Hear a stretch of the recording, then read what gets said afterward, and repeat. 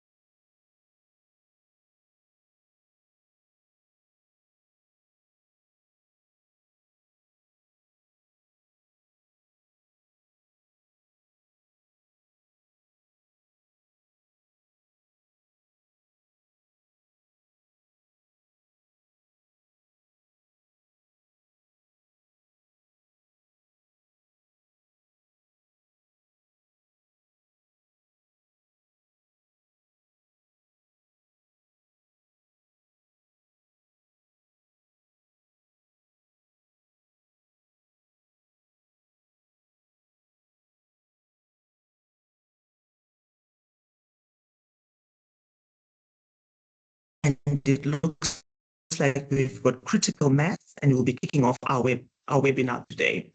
My name is Paul. I'm in the Policy and Market Development Department at Securities and Exchange Commission.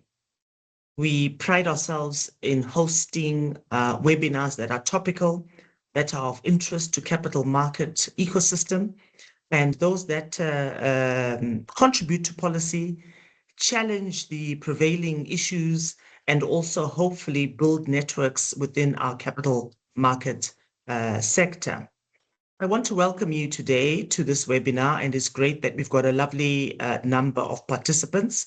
We are grateful to the Insurance Professionals Association for allowing us to collaborate on this bespoke engagement this morning. The thinking behind it is that insurance professionals often deal with significant investment portfolios, as we already know, and advise clients on long-term investment opportunities and risks. And therefore, a deep understanding of the capital market is required and an understanding of current trends within the same. So this session should provide a high-level overview of the Zimbabwean securities market, provide a reminder of the oversight role of your regulator, and also look at the safety nets available via the Investor Protection Fund. So as we proceed then before we start our first presentation, which will come from Ngonizaishe Makaha, who will be followed by Thandi Shoniwa, this is how our discussion will look like. And on the next page, we will look very briefly at the background and profiles of our presenters, if we can move our flyer. And as already said, Ngonizaishe, and he insists that we pronounce it correctly, Makaha, serves in the Operations Department at the Securities and Exchange Commission, responsible for prudential and market conduct, supervision of asset management firms, collective investment schemes, and trustees. He has extensive experience in banking and capital markets and also is a MasterCard Foundation scholar.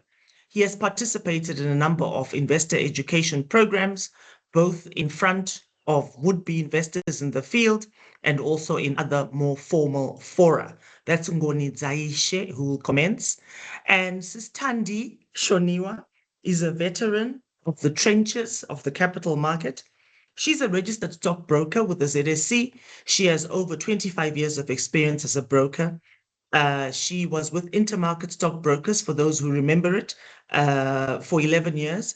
Currently, she's with Southern Trust Securities, where she has been for 16 years. Prior to that, Thandi worked for Ministry of Finance, Department of Taxes, as a tax officer, and finally as tax auditor. She's been involved in numerous corporate actions on the ZSC, covering listings, restructurings, bonus issues, share buybacks, and rights issues. She currently sits on the board of Southern Trust, and the Investment Protection Fund, which she's representing here, as well as Funashe Foundation. And what will our presenters touch on very quickly? Ngoni will give us an overview of the capital market. He will make us alive to the risk profiling and understanding the risk return matrix.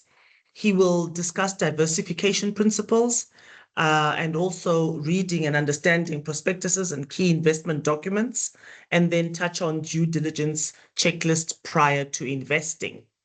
Once we've taken questions from that particular session, Tandiwe will come in and dwell specifically on the investor protection role of the Investor Protection Fund, compensation processes, the rights of investors, and also will touch on warnings where scammers are predating our markets. So to kick us off then, I'll invite Ngoni Zaishe to please share his screen and take us through his presentation. And as I've already indicated, Ngoni will run through his presentation and we'll ask him questions before he has to jump off from the webinar and attend to another commitment back to back with this one. Ngoni, over to you.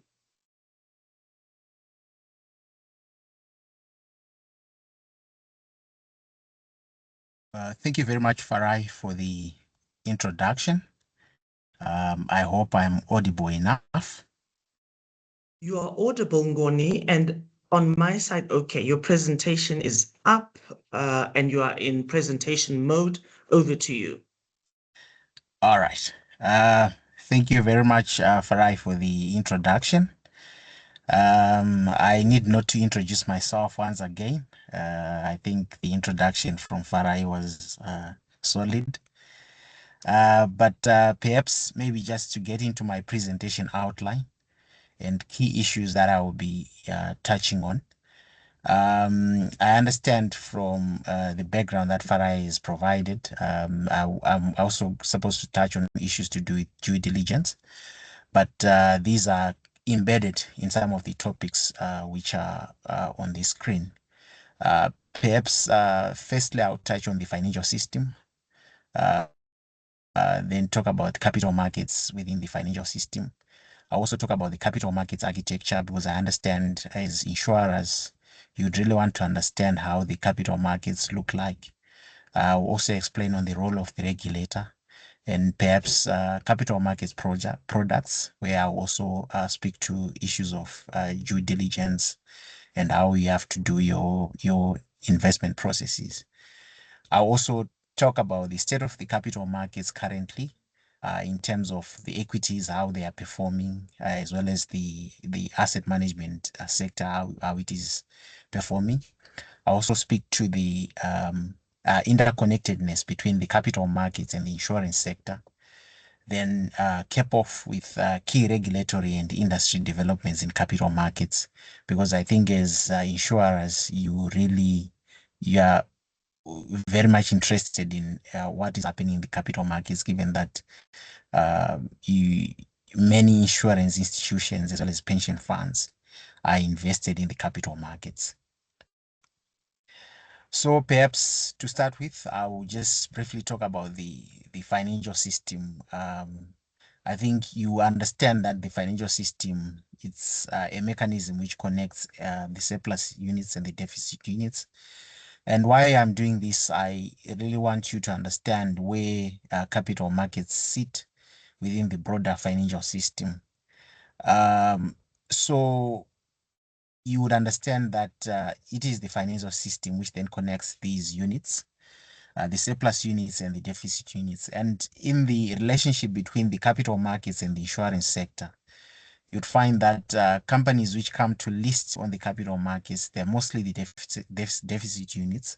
And you get the insurance companies coming to the capital markets as the surplus units, those who have excess funds, investing in equities on the capital markets, investing with asset management on the capital markets. So the role of the financial system is basically to channel funds from the surplus units to the deficit units. And it does that through the financial intermediaries, which includes banks, the insurance companies, yourselves, as well as the capital markets. So in terms of the capital markets within the broader financial system, I think capital markets, they form a key component of the broader financial system, and it facilitates the flow of long-term funds between savers and borrowers. I think this background, it really then gives you the linkage that is there between the insurance sector and the capital markets. You see that the capital markets, it facilitates the flow of long-term funds which come from the insurance and sector as well as other investors. And the capital markets, they also complement the money markets, which focus on short-term funding. So it is through the capital markets that we have the government as well as companies being able to access funding for investment and expansion. While investors such as yourselves, the insurance sector, the pension sector, the institutional investors, you are provided with opportunities to grow wealth. So the capital market essentially is there to provide this intermediation process while facilitating efficient resource allocation, promoting economic growth, and supporting financial stability within the economy. Now, let's talk about the capital markets architecture in Zimbabwe. I think it is very important for you to understand how the capital markets look like. The major capital market players in Zimbabwe, obviously, we have the investors. They are the core of the capital markets architecture in Zimbabwe. Then we also have the corporate issuers, those who come to raise funding. So we have the investors, those who are providing funding, and the corporate issuers, those who are coming to access funding. So it's basically the surplus units and the deficit units forming the major element within the capital markets ecosystem. Then we also have the market infrastructures. The market infrastructures, these are mainly the stock exchanges. Currently, we have the Zimbabwe Stock Exchange, we have the Victoria Falls Stock Exchange, as well as the FinSec. Then we also have enablers of market infrastructures. So these are institutions which aid the processes that happen within the exchanges. So we have your stockbrokers. These are the intermediaries between the investor and the stock exchange. We have the transfer secretaries, we are the agents, we are responsible for updating shareholder registers. We have the depositories. These are mainly involved in settlement of financial assets which are traded within the exchanges. We also have the custodians who are responsible for safekeeping of these financial assets. We also have the securities investment advisors who are mainly involved in corporate actions as well as providing advice to investors. Then we do have trading platforms. I think most of you are aware of the C-Trade as well as the ZSC Direct or the VFX Direct, which are mainly mobile-based applications which give investors access to the market infrastructures. So in terms of equities, this is the whole ecosystem involving the market infrastructures as well as the enablers of market infrastructures. But we also do have asset management firms. They're also a key component within Zimbabwe's capital markets, as well as the collective investment schemes and the trustees. But most importantly, we also have the regulator who is there to ensure that there's an enabling environment, who is also there to ensure that the surplus units, the investors, could be insurance companies or could be pension funds, are well protected within the capital markets. So in terms of the capital markets architecture in Zimbabwe is at 31 March 2026. Currently, we have 23 securities dealing firms. These are your stockbrokers. We have 54 securities investment advisors. We have 42 securities investment managers who are the asset managers. We also have 4 exchanges, 3 currently operating, 1 not yet operational.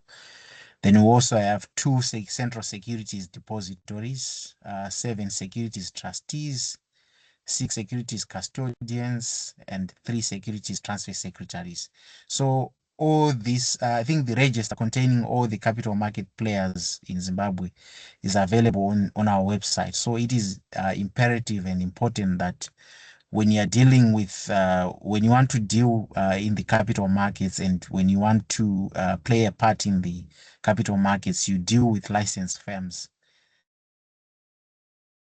Then maybe it is also important that I explain the role of the regulator within the securities and exchange, within the capital markets in Zimbabwe.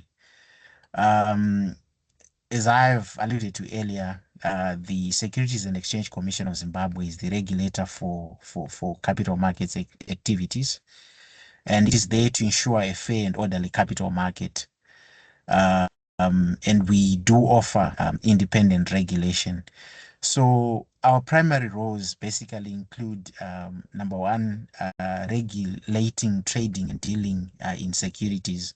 So whatever trading that is there in securities, the Securities and Exchange Commission is there to regulate. And this is why we have various directives, various statutes which govern the settlement of securities, which govern the trading of securities. This is one of our primary roles. We're also there to register, supervise, and regulate securities exchanges. We also license, supervise, and regulate licensed persons. So licensed persons are all those institutions that I talked about in my earlier slide, as well as the principal officers and the compliance officers within these institutions. Then we're also there to encourage the development of free, fair, and orderly capital and securities markets in Zimbabwe. We also advise the government of Zimbabwe on all matters relating to securities and capital markets. But most importantly, we are also there to promote investor education, because without investor education, there's no effective protection of the investor.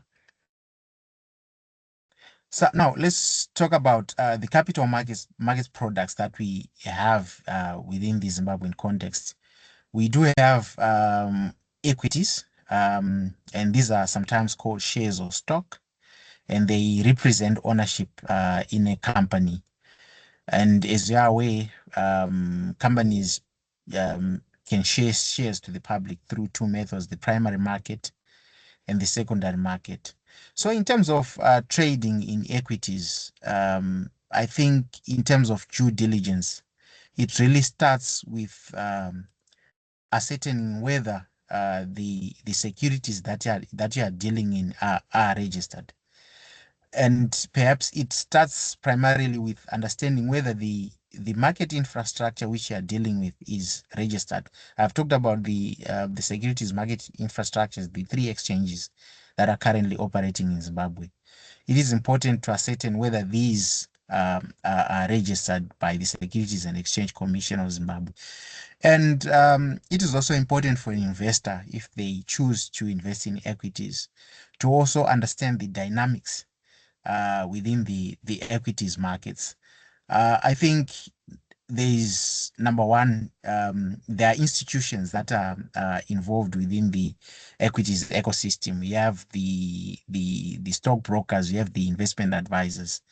Sometimes take time to read economic reports, take time to study investment elements, how to actually invest on the stock exchange, the terminology that you get that is largely associated with the stock exchange. These are things that you really have to understand before getting yourselves committing funds within the equities market. It is important to always have that risk and return analysis. Return analysis, you do it through a lot of investment research. There are a number of economic updates that are published. There are a number of trading updates which are published. This could be obtained on the Zimbabwe Stock Exchange website. This could be obtained on websites for securities market intermediaries. it is important to always equip yourself with this kind of information.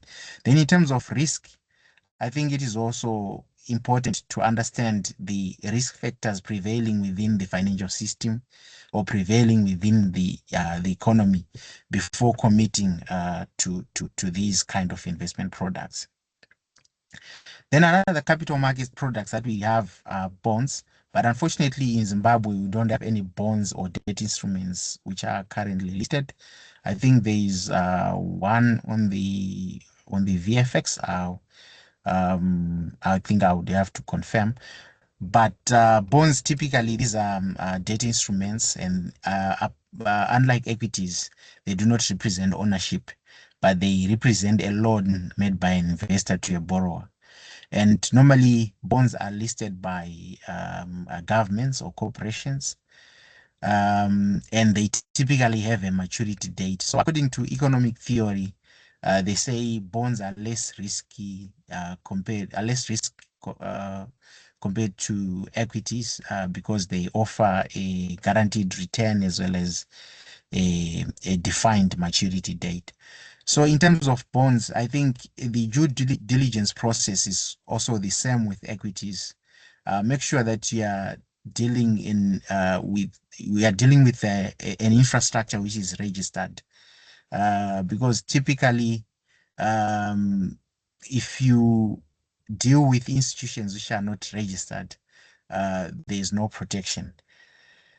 Then another capital markets product that we have in Zimbabwe are the collective investment schemes. So these are basically pooled investment vehicles where multiple investors contribute funds. And in Zimbabwe, collective investment schemes are largely modeled as unit trusts, real estate investment trust, and exchange traded funds.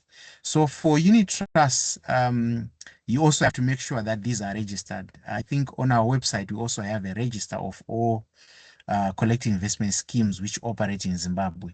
And the good thing about unit trusts is that they have an additional layer of protection in that every unit trust or every collective investment scheme which is registered in Zimbabwe should have a trustee.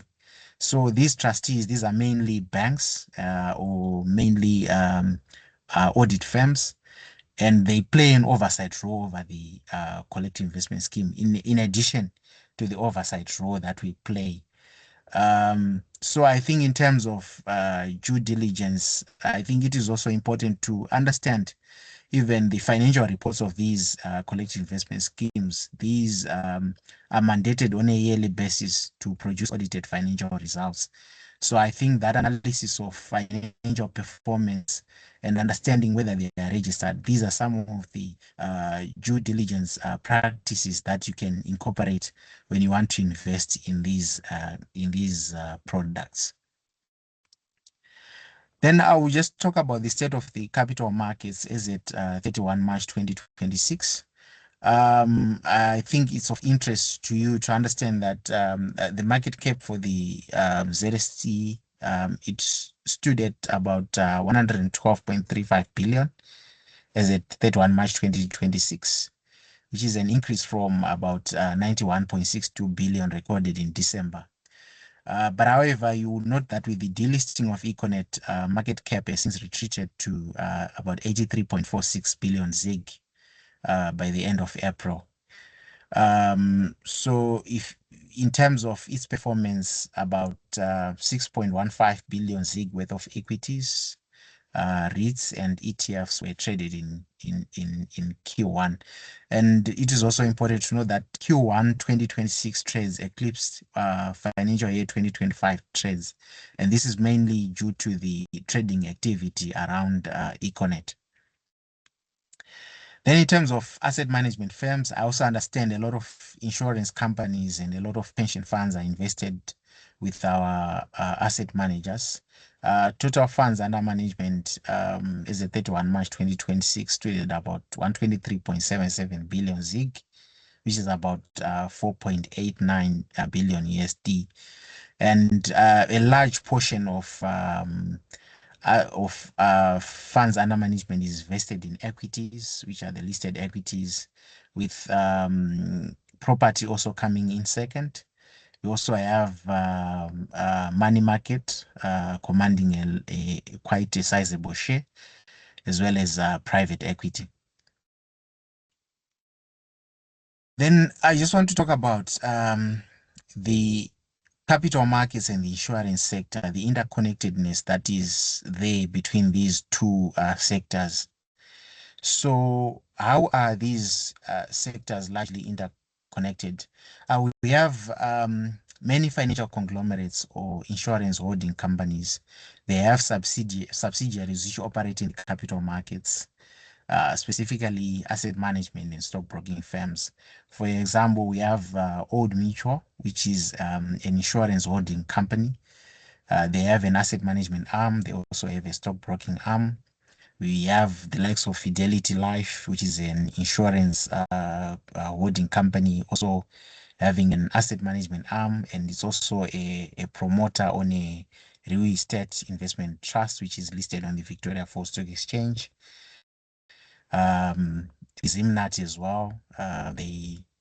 It's an insurance holding company with a subsidiary in the capital market as well, in the form of Zimnat Asset Management.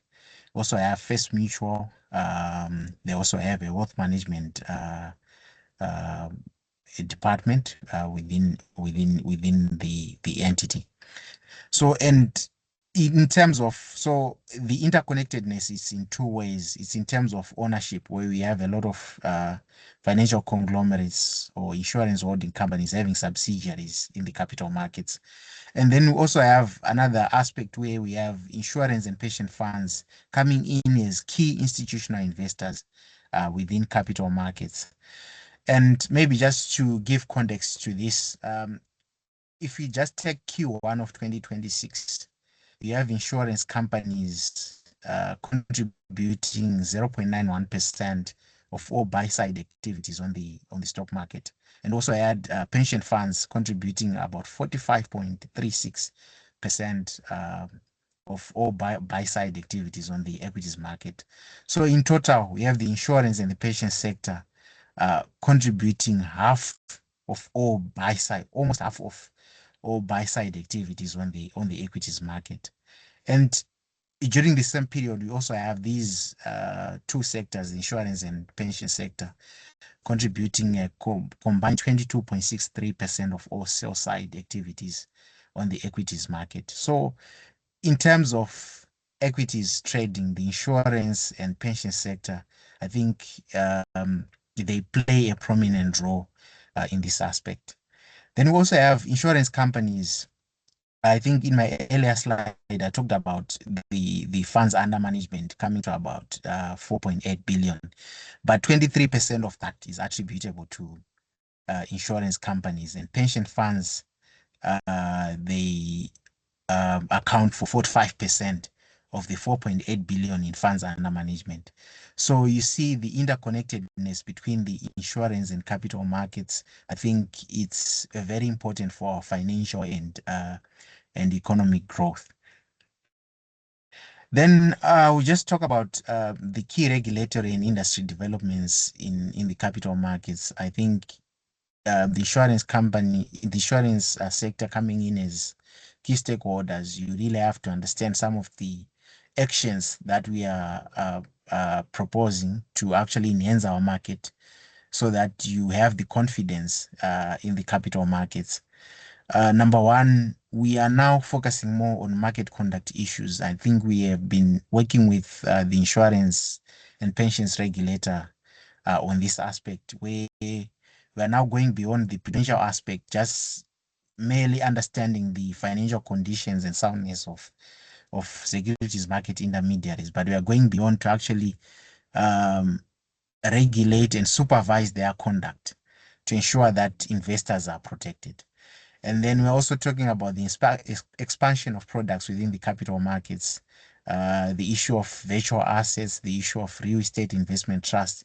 This is all for us to actually improve offerings within the capital markets so that at least we have that element of consistent insurance and pensions capital flowing in the securities market. Then we're also talking of the refinement of legislation. Currently, we are amending the Securities and Exchange Act, and this is all in the spirit of actually enhancing and incorporating aspects which touch on investor protection. Thank you very much, colleagues, for your listening. I have come to the end of my presentation, and I will now attend to any questions. Back to you, Madam Farai.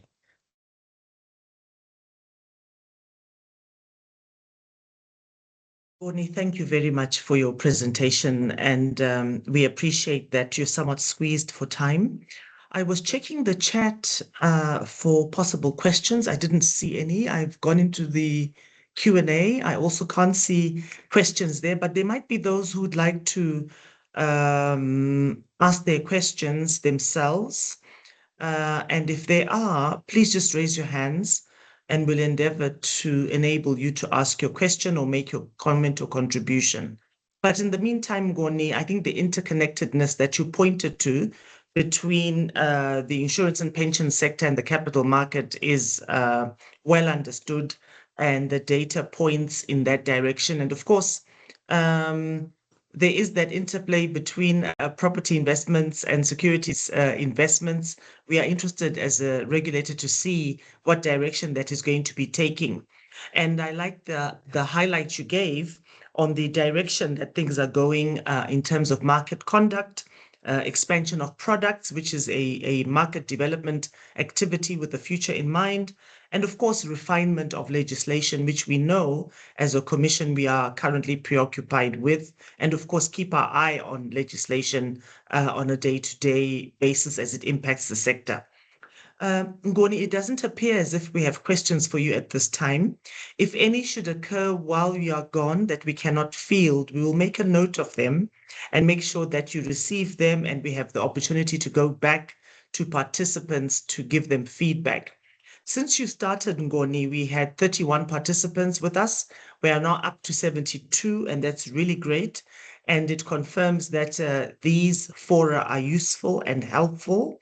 I would like to dismiss you if you need to jump off now, Ngoni, and now invite Thandiwe Shoniwa to either share her presentation or have it shared, and for you to take us through your presentation, which I know dovetails very well with the first presentation, because you go on to explore the issues of protection, investor protection, the protection of this sector, very important sector to the capital market. What safeguards are there in place for them? Thandiwe, if you are ready, over to you. Yes, thank you very much. Good morning, everyone. Can you see my screen? I currently cannot see your screen. Shall I invite the support team to share on your behalf? Yeah, maybe let's do that. Thank you. So, team, I know you're listening. If you can please support and share remotely. And then when you want the slides moved, Thandi, I'm sure okay, you will just indicate. Oh, I see you've managed to share. It's on now. Is it on yes, now? The presentation is opening. If you just go to presentation mode, excellent. Over to you, Yes, Thandi. Best wishes. I've done that. Thank you very much.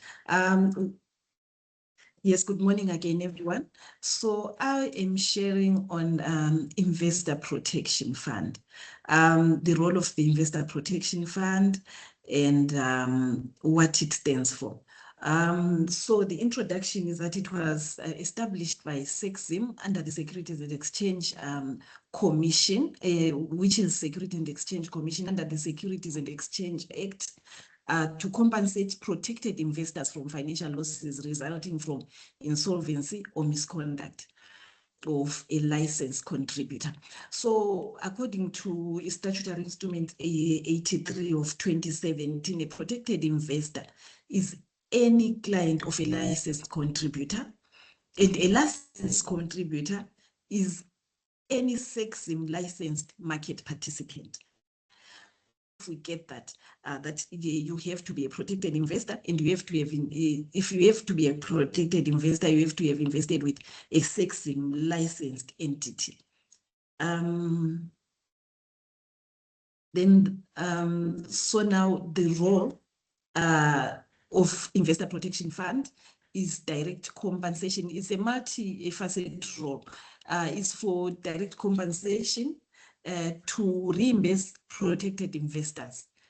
And then it also creates market confidence by assuring the public that their capital investments are buffered against any institutional failure. And then the third one, Ngoni mentioned it as well, investor education.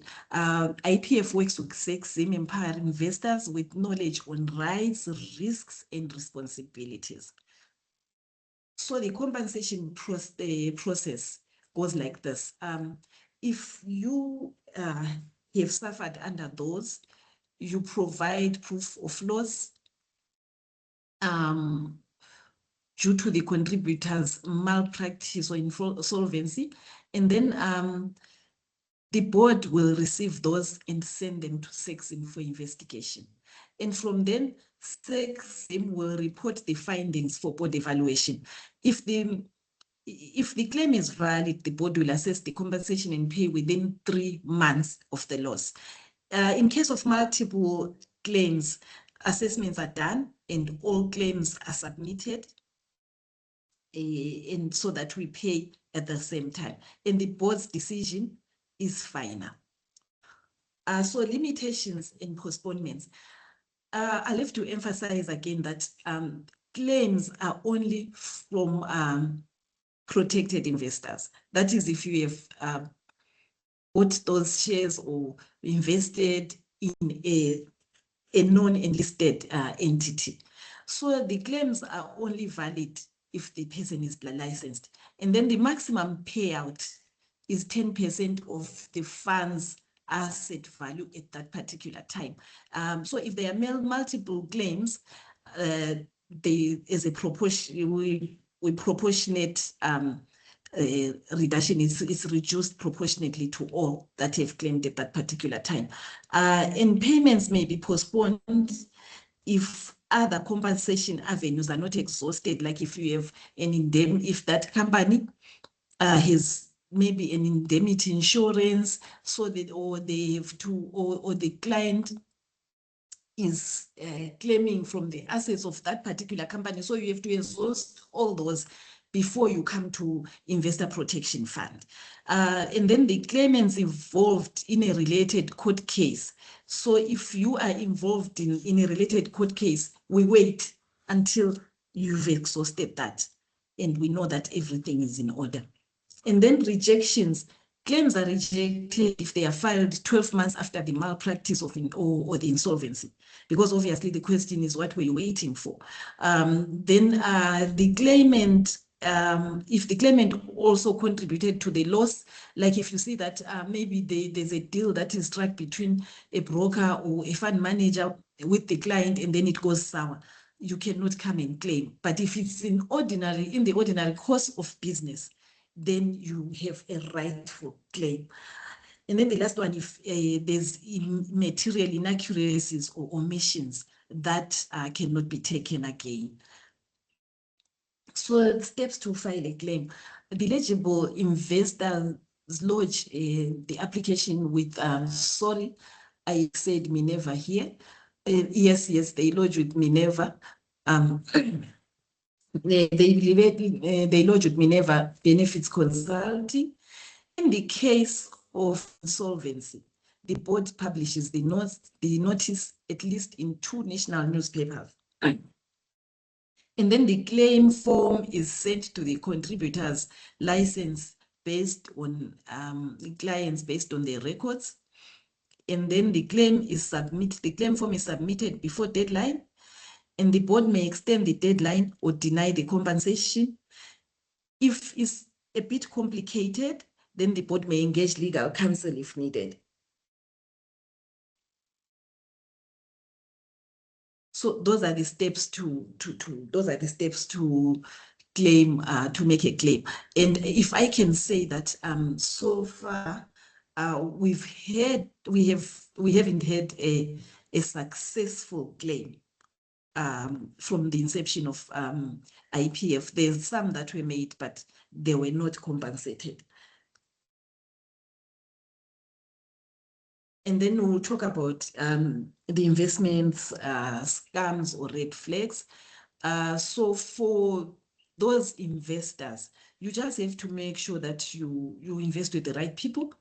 And to check those out, if it's too good to be, if you get too good to be true returns, because we've heard of some funds that were issuing 50% per annum. So where would that money be coming from? You ask yourself before you invest, because some people become so gullible and they just throw in their money there, wanting quick returns. But they say there is no elevator to success. You take the steps. So if you see something like that, you know that something is wrong. If you are pressurized, if people are telling you invest now or miss out, something is wrong. Or if the person, the entity is unregistered, you can check those things with the SECZim, because there is a list of all registered entities on the SECZim website. So I think that's the best checkpoint before you start investing. And if you find something that is explained over and over again and they're trying to make you understand, just beware. And if there's no clear exit strategy, that's another red flag. Even the unusual payment methods, because the capital markets payment methods are clear and they are actually legislated. So you know that if you sell your shares today, the payment is T+2, trade +2 days, you get your money. And then how to avoid those scams and stay safe, just keep researching, look up in the newspapers, look up the financials, and don't rush. Take your time to think it through, seek advice, talk to your financial advisor. If it feels off, then it probably is, especially for these people that are investing. As Ngoni has stated that, you provide the biggest investors in our capital markets.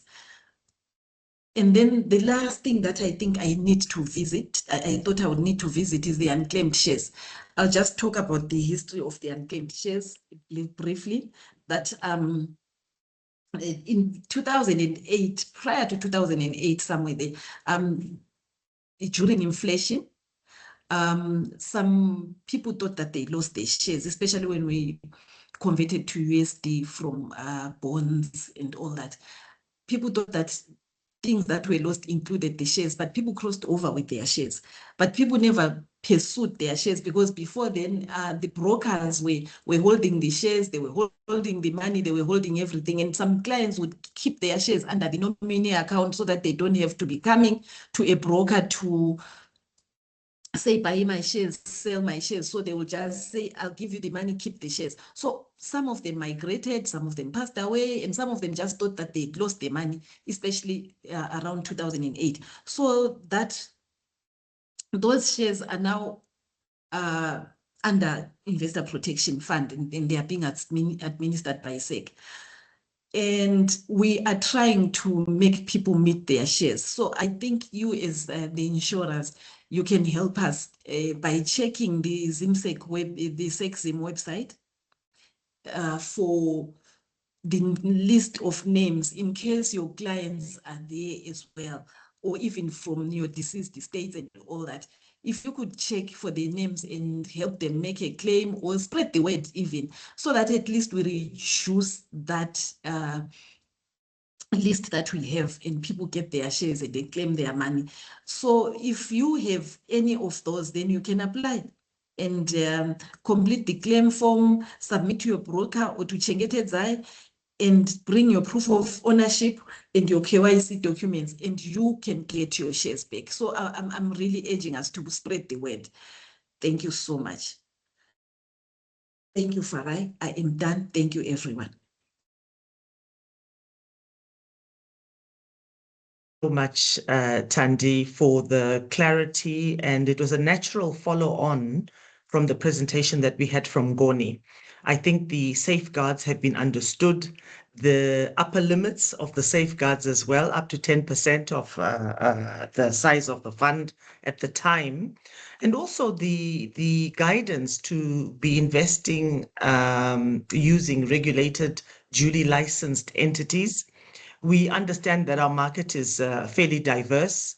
It offers opportunities of different kinds, but I think where the Investor Protection Fund is concerned, it will only be actively involved in compensation if entities that are licensed by SECZim, which are published on the website www.secdzim.co.zw, if they're duly licensed and currently registered, you will be able to contemplate compensation. I also, I think, found it interesting, the conditions under which you would contemplate compensation. And I guess there might even be some cause for skepticism when that 12-month limit is mentioned, to say, well, what were you waiting for prior to you lodging a claim and allowing 12 months to elapse? Also, when there are issues of collusion, it's easy to understand, but yes, it might need even external legal representation to really get to the nub of the issue. And finally, I think that you point to the quality of the claim, because only claims that are sufficiently robust and demonstrate the genesis of the loss are the ones that you'll be able to take further quicker and more conclusively. So thank you very much, Thandi, for your very good presentation. Again, I would like to invite our participants to pose any questions they might have. What I have currently is Ngoni, who was bidding us goodbye in the chat. Technical team, can you see any hands up that I cannot see from my side? And participants, please feel free to unmute yourselves and pose questions that you might have following Thandiwe's presentation, and also touching on Ngoni's presentation, which will either field or refer to Ngoni. Thank you, Precious. I see you've raised your hand. Thank you, Farai.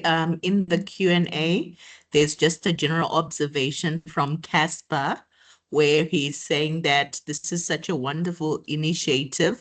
I'm sure with the right market awareness and outreach, this can actually rally even the informal and unbanked market. Capital markets have the potential to contribute significantly to the mainstream Zim economy. Thank you, Farai. Thank you very much, Casper, and thank you, Precious, for bringing our attention to that comment, which to my mind actually wraps up this session, in the sense that Ngoni referred to the importance of capital market awareness, raising, education, which leads to protection. Once one is informed, one is likely more to ask questions and seek necessary answers without exposing themselves to undue risk.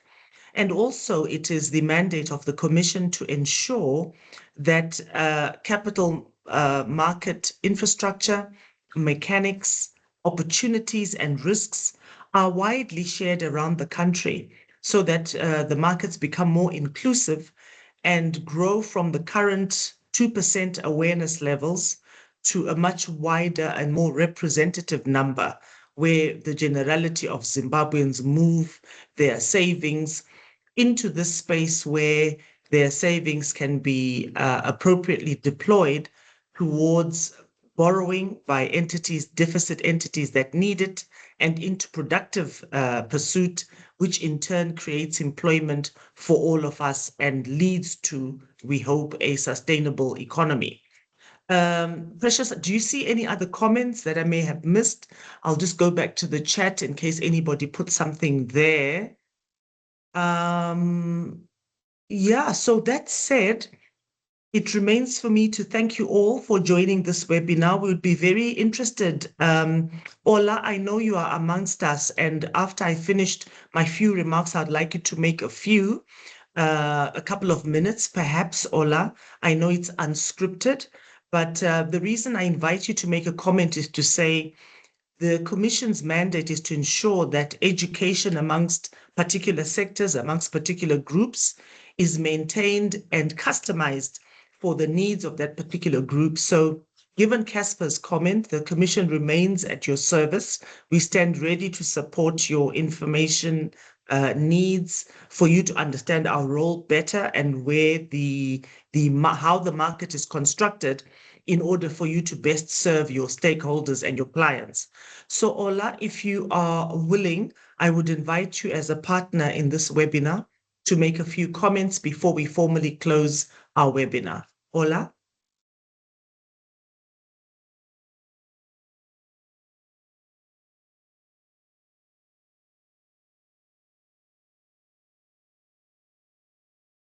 Ola, if you are speaking, you are muted.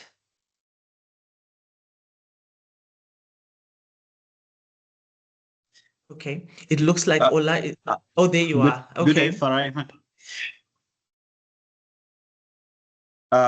Thank you, SECZim team, for collaborating with the Insurance Institute of Zimbabwe, and would also want to thank our members that came through to follow the proceedings and learn. We look forward to more collaborations and working together so that in this month of insurance awareness, we spread the word, we get to have professionals upskilling and also learning different dimensions of capital markets and what they also need to do within their organizations and in their boards. I see that we have some of our executive members who are at board level that have attended this event. Thank you very much. I think for now, that's all that we can say is IIZ. We are so grateful for this support. We look forward to more collaborations. Ola, thank you so very much. And thank you for accepting to make some remarks on the hoof, as it were. I'm also grateful to you for pointing out that we do have a very diverse group of participants. Thank you to the executives who've come forward to support the work of the IIZ. Thank you very much. As a commission, we are delighted to have been able to host this webinar and look forward to more collaborations in the future. So therefore, to all our participants, thank you very much for making time to be with us. And Precious, I see you've got a hand up. Please go ahead. There's just one request to share the slides after this webinar. Thank you very much. We will certainly oblige. And also note that if you have any questions, you are free to send them to SECZim at seczim.co.zw. And also through Ola, he can coordinate our engagement and interaction. I wish you all a pleasant day, and to our in-house technical team, I appreciate you, including Talent, who's on the move and is the main coordinator of our webinars. So have a great day, everybody, and please keep warm and enjoy the sunshine while it is available. See you in the next one. Bye-bye.